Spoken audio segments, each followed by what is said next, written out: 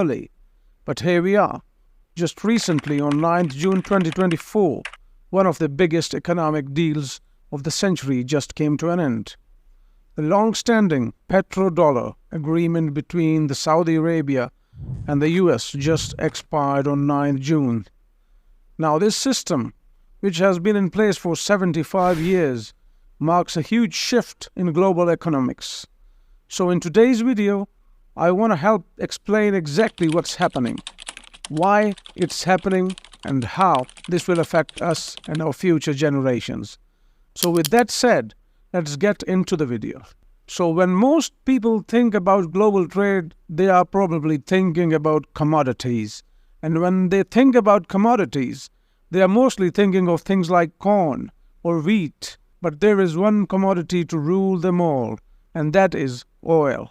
Now at the center of this intricate web of global finance, the petrodollar system is at its core. That's why, when most people around the globe think about what money actually is, they are probably thinking about US dollar, but it wasn't always like that. Between the year 1720 to 1815, if you ask someone to name a currency, they would have probably said French lira, because it was France that held the reserve status from 1720 to 1815. Then if you ask someone to name a currency between 1815 to 1920, you would have probably heard the British pound. Now after World War II, everything changed with the creation of Bretton Woods Agreement, because after that point in history, most people would have probably said the US dollar. And this happened because the US was the only standing superpower after the World War II. But this system wasn't about one thing. It wasn't about commodities. It was about cementing the dollar's role as the world reserve currency. Because being the one money to rule them all gave the country access to two specific superpowers. And one of them was economic stability. Stability allows for the things like international trade to happen. If you want countries to trade, you need a common value and a common money that everyone agrees to. And the second superpower is the country whose currency becomes the one to benefit from rising asset prices, including treasury bonds, which is seen as safe. So countries park their wealth into the money that is seen as a stable to preserve their wealth against inflation and all the other currencies. That's why countries like Japan, China, and UK are some of the biggest holders of US assets through foreign exchange reserves, roughly $7 to $8 trillion worth. But then in secret, another superpower was made for the US dollar, and that was the ability to control the world's energy. The standard of living of all Americans can be traced back to here, the vast oil deserts of Saudi Arabia. Now after the dollar got off the gold standard, it became the super petrodollar and replaced gold by what some people call black gold, as known as oil. Now, how this happened is one of the most interesting stories that has ever happened through our history. Petrodollar was actually a device invented by Nixon and Kissinger. US President Richard Nixon sent his Secretary of State and National Security Advisor Henry Kissinger to USA for a secret meeting. That meeting took place on a battleship called the USS Quincy, and very few records were kept of that meeting. But Roosevelt promised the King of Saudi Arabia weapons and protection in exchange for the United States to have the exclusive right to develop oil from Saudi Arabia using dollars, meaning if countries want to trade the most important commodity of all, oil, they needed to get their hands on dollars, and from that point on, oil would be priced in USD. And if a country tried to get their hands on oil without using dollars, that country historically needed freedom in their lives. And it's this arrangement between US and KSA that helps the US with dominance over global trade and help preserve the US dollar as the world's reserve currency for over 75 years now. But just previous Sunday, the Prince of KSA announced that he would not renew this agreement, and this decision is part of a much bigger trend where countries are ditching dollars in international trade and oil transactions. But the question is, what does all of this actually mean? Ask yourself this question: what is the US famous for exporting that the world is buying? I will give you some examples. China is famous for being the world's factory. It makes and exports everything. Germany is known for its engineering and high-quality manufacturing. BMW, Porsche, Mercedes. Japan is major exporter of electronics, cars to Europe, like Honda, Toyota, and the best anime in the world. KSA famous for oil. It's one of the biggest exporters of crude oil in the world. Netherlands famous for flowers, dairy products, vegetables. What is the US famous for? For Kardashians? Hollywood? Now, there is actually a lot of things that the US produces and world consumes, including culture, but also tech. They have made the biggest companies in the world. They export the biggest military in the world. But arguably, the biggest export the USA has by far are the US dollars. They aid a lot of countries with a lot of money. By design, they are the world's biggest money exporters. Now the question is, how does being able to export dollars help the US economy?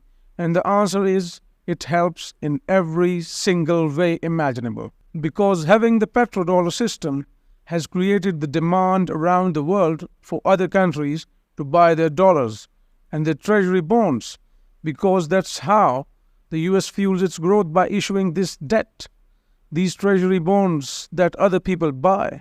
It's also created a stable economy, lower interest rates, and liquidity and financial markets. This has been hugely beneficial for the US stock market through higher stock prices and investment flows. Without the ability to export dollars, that would mean bad things. Let me explain to you with an analogy. A balloon in its normal state. This is the US economy in its normal state. And whenever there's a problem, we can just pump the balloon with enough money to solve the problem. It also creates inflation, which looks like an almost fully inflated balloon. Now, if we pump the balloon with enough inflation, eventually those rising prices would cause the economy to break, because consumers wouldn't be able to afford anything. So eventually, with enough air or enough money, the economy would break. Now, lucky for US, they have an exit valve in the balloon. It means they can release the pressure by exporting the dollars to the rest of the world, and the world would actually absorb it, because it also needs the dollars to buy its energy.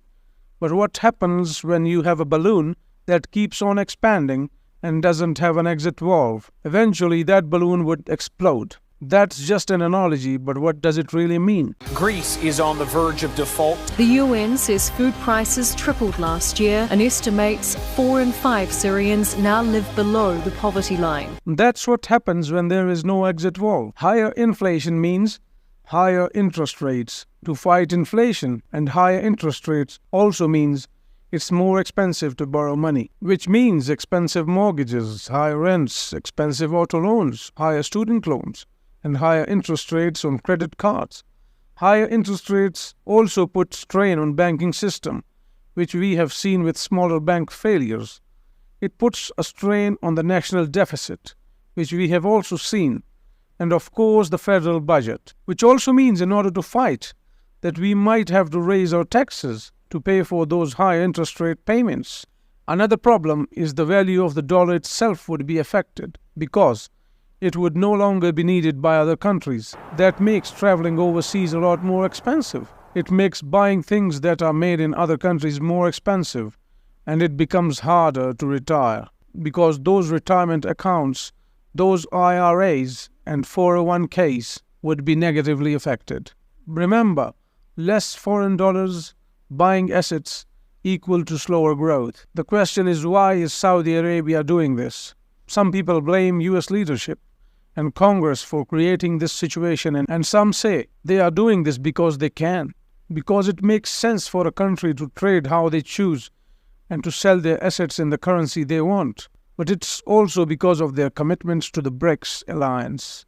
That's Brazil, Russia, India, China, and South Africa. Countries like China and Russia, for example, have been reducing their dependence on the dollar for a while now, which is why China recently dumped a bunch of US Treasury bonds, and it's also why the dollar as a reserve currency has reached a 14-year low. So how can the US fight this? Now, short of declaring freedom on a country, the US can also raise its federal fund rate or the interest rate to attract more money to be parked there, and they have already did that. But the US can only raise the interest rate so far before it starts to affect the US economy, consumers, small banks, and the ability for their citizens to borrow money. So unfortunately, there's really not a lot the US can do, which doesn't sound like a good news. But I still want to remind you of how powerful the US's #1 export still actually is, because the world holds roughly 59% of its foreign exchange reserves in dollars, in comparison to only 20% of that in euros and only 3% for the Chinese yuan. According to the Atlantic Council, the dollar is used in 88% of foreign exchange transactions. And for Chinese yuan, which is a lot of people reference as a competitor to the dollar, just had 73 central banks abandon it in favor for buying more gold and US dollars. In fact, in a survey of global money managers, when they were asked what they want to do over the next 1 to 2 years with their currency, 18% of them said they would be adding to their US dollar, which is 3 times higher than what it was in 2023.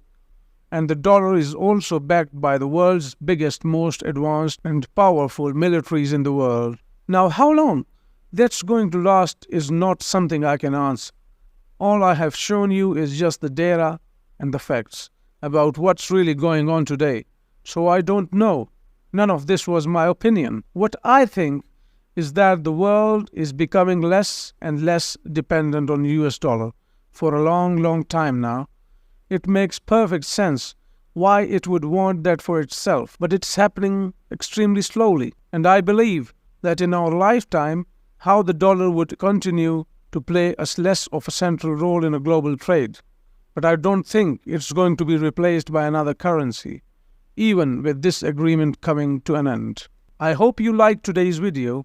Like and subscribe. Thanks for watching. Bye-bye.